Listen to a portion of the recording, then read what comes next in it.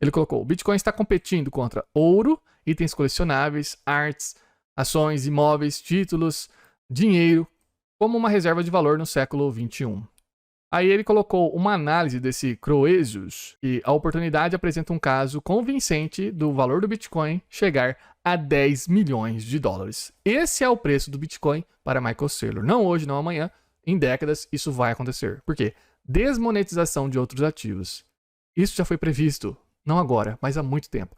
Al Finney, em janeiro de 2009, no primeiro mês de Bitcoin funcionando, ele olhou para o Bitcoin, viu lá o white paper, e falou simplesmente: minha nossa, o Bitcoin vai para 10 milhões de dólares. Isso lá em 2009, com menos de um mês de funcionamento do Bitcoin.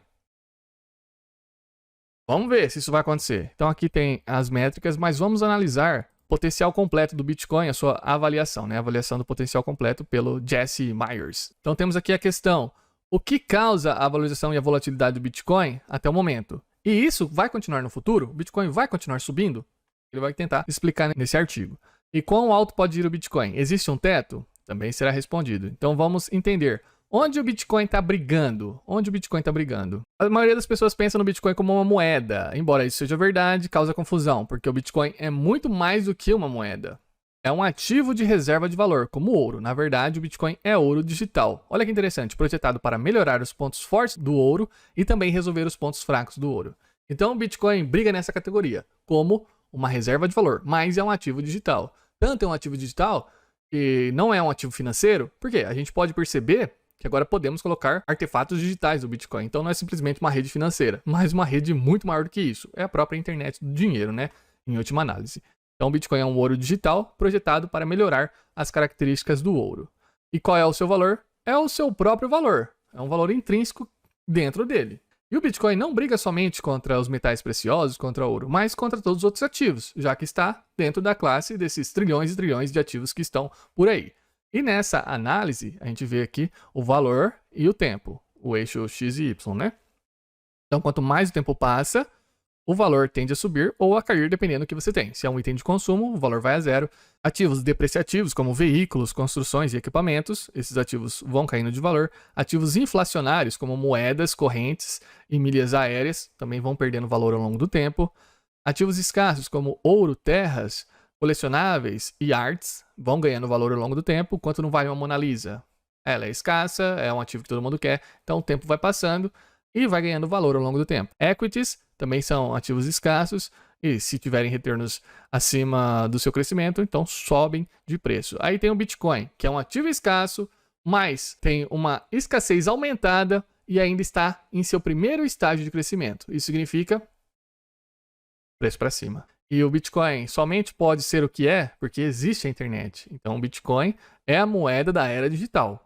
Bitcoin é a própria internet do dinheiro, desbloqueia muitas coisas que antes não poderiam acontecer. Então, o seu valor começa agora, já que anteriormente não existia uma adoção completa da internet e nem a própria internet. E isso começa nesse período aqui, de adoção do Bitcoin. E a cada halving, a sua escassez é aumentada. Só existirão 21 milhões de Bitcoin. Essa escassez só vai aumentando a cada halving, e estamos nesse período. Já tem mais de 90% dos bitcoins minerados, 92%. Não tem muito mais bitcoins para serem minerados.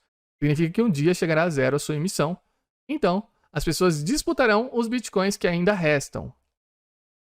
E por isso que o bitcoin armazenado valerá mais no futuro, simplesmente por causa desse choque de oferta e demanda.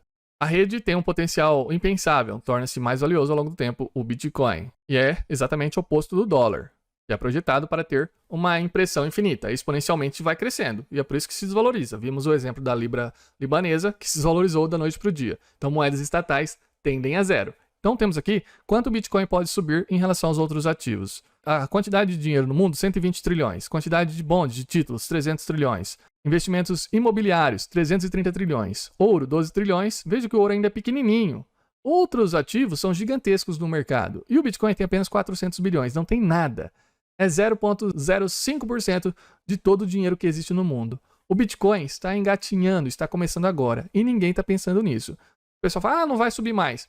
não vai subir, conforme essas outras coisas vão se desvalorizando, o Bitcoin vai ganhando esse valor, vai desmonetizando as outras, porque as características de valor do Bitcoin supera as características do ouro. Ele surgiu para potencializar as coisas boas do ouro e consertar as coisas ruins do ouro. Então, em última análise, é o ouro digital. E pode pegar aqui esses 12 trilhões, uma parte desses 12 trilhões para ele. E se isso acontecer, se o Bitcoin começar a capturar valor de outros ativos monetários, se no ouro o Bitcoin é o ouro digital, ele pode capturar 50% do valor do próprio ouro. Ao invés de eu investir em ouro, já estamos em uma nova era, novas pessoas nascendo e já nascendo na era de inteligência artificial, nascendo com o celular na mão, sabendo mandar mensagem com 3 aninhos, a criança já está falando no celular. Antigamente, você ia ter que ir para a escola, com 10 anos você estava escrevendo alguma coisa. Agora você já nasce com um novo chip. As crianças já nascem com um novo chip. E já nascem para essa época digital. E o Bitcoin é uma moeda digital.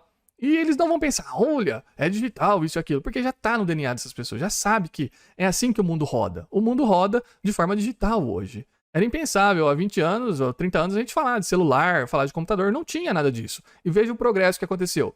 Então, conforme as gerações mais velhas vão se aposentando, vão falecendo, as novas gerações vão adquirindo novos níveis de consciência. E se a gente percebe que o Bitcoin é o próprio ouro digital, poderia pegar 50% da captura do ouro, ou seja, 6 trilhõezinhos, aí de carros ou outros colecionáveis, ao invés de eu colocar meus dinheiros nessas coisas que se valorizam ao longo do tempo, eu também posso pegar aqui uns 5% disso, 0,3 trilhões. Obras de arte, pego 5%. Mercado de ações, 15%. Veja, quando pegar todos isso aqui, até mesmo do reservas monetárias, de dinheiro, né? Ao invés de ficar em libra libanesa, ou em reais, ou em peso argentino, eu vou ficar para o Bitcoin. Então, 30% dessa demanda de 120 trilhões, eu pegaria para o Bitcoin. Então, no mundo hoje, tem 900 trilhões em circulação de dinheiros. Se o Bitcoin capturasse um pouco dessas reservas, uns 200 trilhões, daria 10 milhões de dólares por unidade. Isso não amanhã, não depois, isso são décadas para que isso aconteça. Essa é a explicação. É simplesmente sensacional. Entretanto, nas próximas décadas, o Bitcoin pode fazer 500x. E se fizer 500x, é o seu total potencial. Não passaria desse limite, desses 500x aqui, em comparação ao que já existe no mundo. Mas, em uma análise não tão otimista, mesmo em uma análise horrível, somente capturar o valor do ouro, o Bitcoin já faria 30x. Ele tem 400 bilhões, para chegar nos 12 trilhões do ouro, faria 30 vezes. 30 vezes o valor atual do Bitcoin. Não seria suficiente para você viver por gerações?